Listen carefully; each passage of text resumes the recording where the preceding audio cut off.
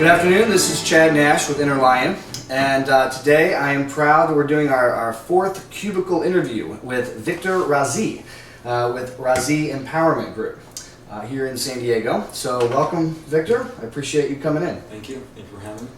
So we have a special guest with us today, the Inner Lion here. As you know, we've discussed this painting and what it means to me as far as like a cubicle and a cubicle setting. And one of the reasons why I wanted to call these the Cubicle interviews has just been based on the fact that we're often larger than where we're currently at, and you can sort of see that this represents that. So why do you feel like? Tell us a little bit of history about your work environment. Have you come from a cubicle? No cubicle experiences. Okay. My background was mostly sales. Retail sales in large corporations. Majority of those corporations are bankrupt. So my background was involved speaking to a lot of people, influencing them or persuading them and buying our products or services. So I was very, very good in motivating people, getting people excited to buy the product service at that time that I was representing. But I was never locked down in a cubicle. That's not me, and I would have gone crazy if I was 9 to 5. Yeah. So it was all about communicating with people, moving around, playing with toys, and so that's the background. Good for you. Yeah. Good for you, Victor. That's great. I think what you hit on there is like really powerful, because when you look at all the most successful people, whether no matter how you measure success, they tend to be doing their passion and what they're on their own, really. And so, do you think it's our school system, the way we're brought up, the way that we think it's stable? Like, what do you think causes the belief system? Because you and I have talked a lot about beliefs, right? And what do you think when do you think that really is enforced from the parents? I truly believe just a combination of various things, but most important, I believe that a lot of that conditioning programming first comes from parents or whoever they were raised from. A lot of people were not raised from their parents, maybe grandma or grandpa. And I truly believe that also the school system does have a huge impact, because the school, by my experience and experience by others and what I've been trained and heard from other trainers as well, is that the schools don't really support imagination, they don't really support creativity, they don't really formal schools. There are schools out there that are gearing more to people's intuition, imagination, but even in that sense, it's very limited.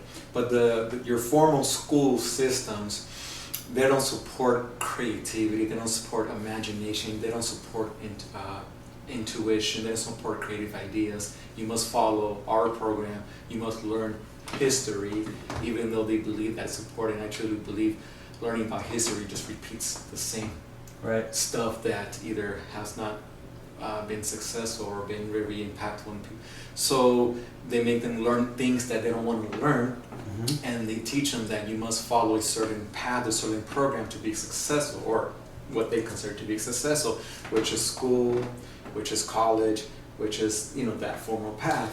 I think people would rather be almost unhappy than uncertain, and they think that there's a certainty. They're thinking that there is. It's kind of like a lot of parents. They don't mean to do it, but there's this idea that if my son or daughter is in a state, if it's in a job that's consistent, then everybody will be happy. They're going to have food on the table. A lot of the idea of that. Then pushing themselves to go further and taking a risk. They don't want to see them fail. And a lot of it's fear-based. It's all fear-based, right? A lot right? of it's fear-based. The only reason why these school systems, a lot of governments, a lot of religion, a lot of parents try to control, because the reality is they're afraid. Because if you don't behave the way I want you to behave, if you don't act the way I want you to act, if you don't do the things the way I want you to do, then I'm not in control. Therefore, I'm afraid. The two main weapons that people have, religion, governments, medical communities, parents, is fear or guilt. If they don't get you by fear, they will get you by guilt. If you don't do this, you go to jail, you go to hell, you go somewhere else. And if you do it, you feel the guilt. That's the two main weapons. And so, but trust me when I say this, a lot of times their intentions is positive. They do have loving intentions. They do have intentions where I do want my child or my student or whatever to be a successful person. So the best thing that in my belief, in my opinion, the best thing that schools can do, parents can do for their children is to be what you want your child to be, to do what you want your child to do, and to have what you want your child to have. Not what you think they should have, not what you should or what they should do, have to do. But if you want your children to be a particular person, you better be that particular person. That's great. Period. So living the example. Yes, if you want your child to do something, then you better be doing that what you want your child to do. If you want your child or your student to have something, you better have that what you want your child to do. That's great.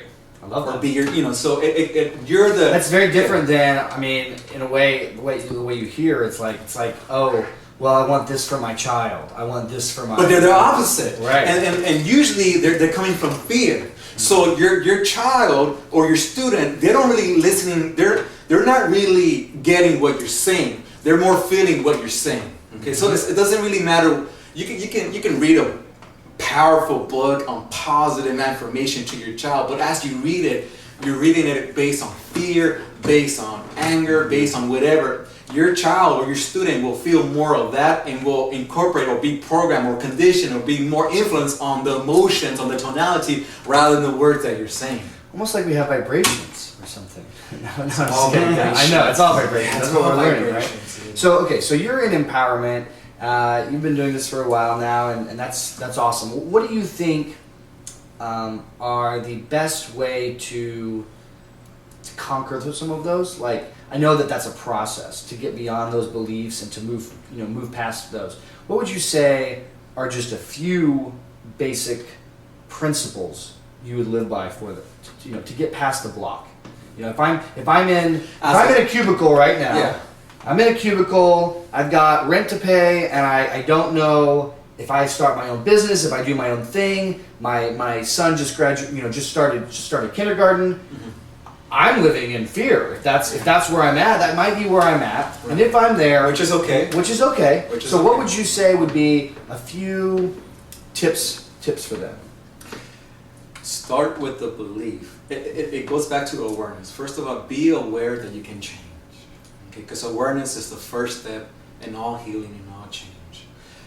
So have the belief that first of all you can change, and most important, have the belief that is your birthright as a human to be, to do, and to have everything that you want. The majority of the people that come to my seminars, my classes, my clients, they have a belief within them or a part within them that they're not good enough, they're not deserving enough, or it's not possible for them to be, to do, and to have everything they want. Mm-hmm. Because of the limitations, of the restrictions from their parents, from schools, because of that control factor, that fear factor. Mm-hmm. And if they truly get to a point, which they can and they will, if that is their desire, if they get to a point where they truly believe that everything's possible for them, mm-hmm. that they don't need to do anything. Anytime you're telling yourself, I have to do this, I should do this, I need to do this, that's not you talking to you. That is your parents talking to you. That is the school talking to you. That is religion talking to you. That is the government.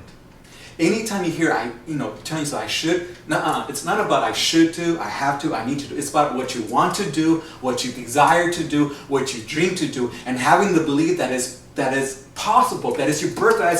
We as humans, we as human beings, we came to this wonderful earth to do everything that we can dream of, that we can imagine of, that we can believe. If you can imagine it, if you can dream it, if you can visualize it, then you can do it. Because everything starts with imagination. Everything starts with the thought. Everything starts with the idea. Before this became a physical manifestation, someone had to think about it. Someone had to imagine it. Someone had an idea of it. And then the manifestation becomes real. Easy. It's just you allow it. I'm empowered now. There you go. Inner lion coming out.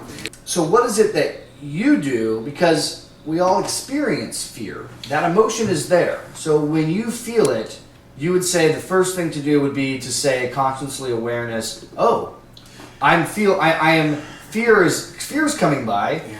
Then what would you do next? most important thing, first of all, do not deny it. Mm-hmm. So most people don't want to be afraid. Actually, I will say everyone, they don't want to be afraid. Okay, they either see it as some weakness, they see it as something bad. I truly believe that emotions, there's no such thing as negative emotions. I truly believe that all emotions are good because emotions tell you where you stand in your point of attraction or your point of vibration. What are you attracting to yourself based on your thoughts? Your emotions are your guidance system. So if you're feeling fear, it's because you're having unwanted thoughts, you're having fearful thoughts. So it's not about denying your fear, it's not about rejecting your fear, it's not about trying to suppress your fear, it's about accepting it, thanking it, and letting it go, and turning that fear into excitement. Because most successful people, including myself, when we're doing a major presentation, a major seminar, we do feel that anxiety, but the majority of people will focus on that anxiety and focus on that fear, and then will allow that fear to make them stuck or make them forget their words or cancel whatever they're about to do. But most successful people, they will accept that fear and then turn that fear into excitement, turn that fear into some type of energetic state and work with it and allow that excitement, which was fear in the beginning, to empower them and allow them to shine and speak up. Ask one last question. So, the next time we come here, where do you want to be yourself in 5 years?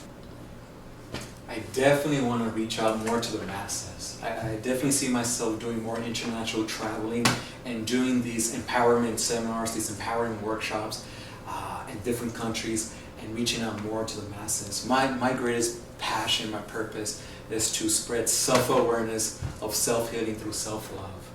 And majority of people out there, they don't love themselves, or they think they love themselves. What they really love is their ego. But in order to love thyself, you need to know self. And a lot of people do not know themselves because one, they're afraid to find out who are their truths. Because the moment you take responsibility for your actions or your environment, whether wanted or unwanted, you become powerful now. Well, thank you, Victor. Razee Empowerment Center up in North Solana Beach at this moment. Beach. Yeah. So we're expanding and we're growing. So. Well, hey, thank you very much. Yes.